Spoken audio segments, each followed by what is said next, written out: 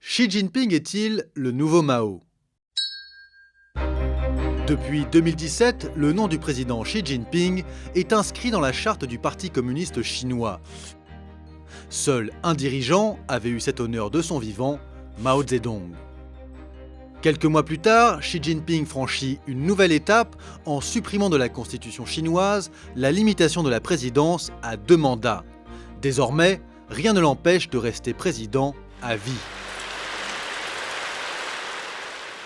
Alors, comment Xi Jinping est-il devenu aussi puissant? Déjà, il est plutôt né au bon endroit, puisque Xi Jinping est ce qu'on appelle un prince rouge, autrement dit, un fils d'eux. À sa naissance, en 1953, son père est un vice-premier ministre du régime de Mao Zedong qui dirige le pays depuis 1949. Mais les choses tournent mal. Dans les années 60, Mao désigne le père de Xi Jinping comme un ennemi du peuple, et il est écarté du pouvoir.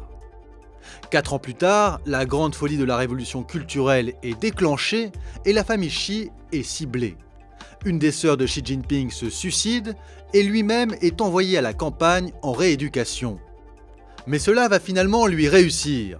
Pendant cette période, Xi Jinping lit beaucoup, il s'intègre et finit par entrer au Parti communiste après de nombreux refus.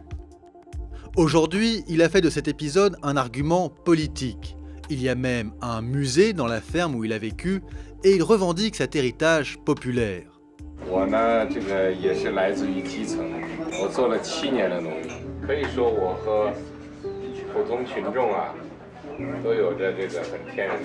Après la mort de Mao, son père est réhabilité et lui monte les échelons du parti un à un.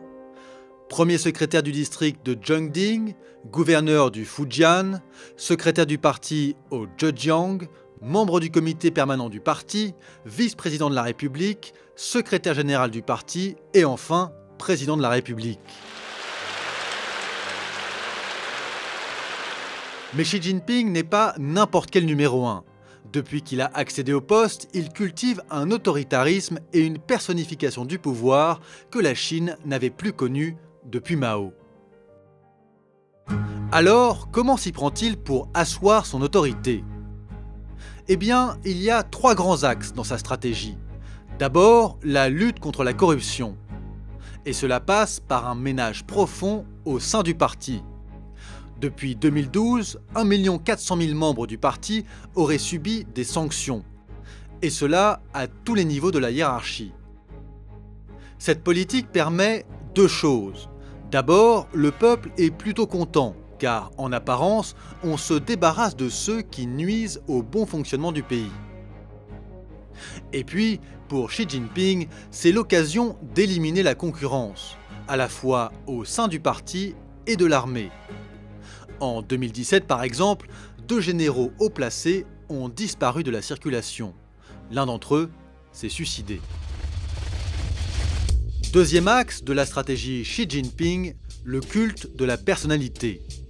Depuis qu'il est au pouvoir, le président est glorifié partout, sur des affiches, des magnettes ou des assiettes. Cette omniprésence s'observe beaucoup dans les médias officiels sous contrôle. Par exemple, dans le quotidien du peuple, le journal officiel du parti, le nom de Xi Jinping apparaît bien plus que celui de ses prédécesseurs. Sur ce graphique, on voit le nombre de fois où il a été mentionné chaque année de son premier mandat. À titre de comparaison, voici ce qu'il en était de son prédécesseur Hu Jintao lorsqu'il était au pouvoir. Ce matraquage médiatique s'accompagne d'une censure importante. Sur Internet, de nombreux mots sont interdits.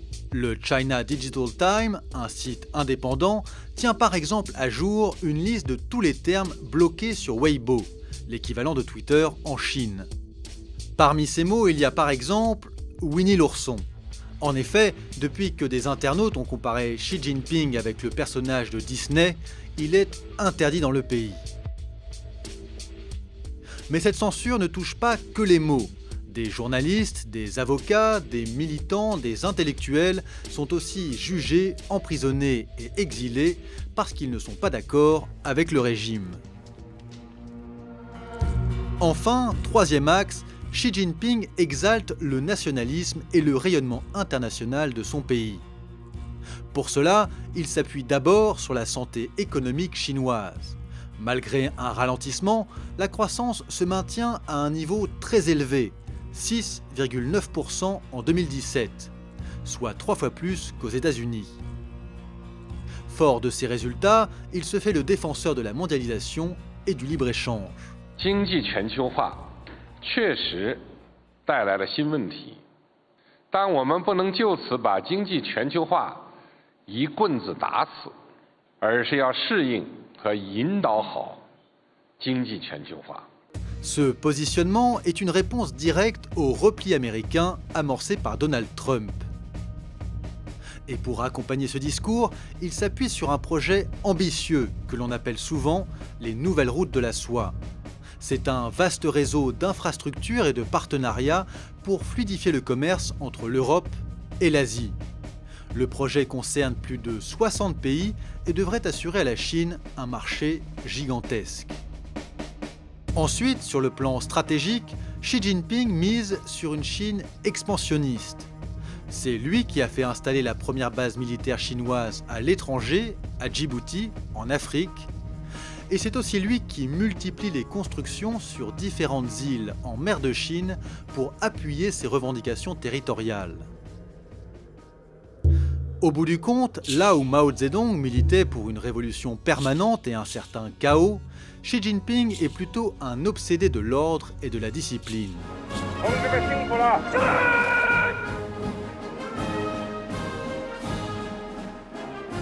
Sur le plan international, la mondialisation et le libre-échange qu'il défend sont bien loin des idéaux communistes de Mao à l'origine. Reste un grand point commun, l'autoritarisme.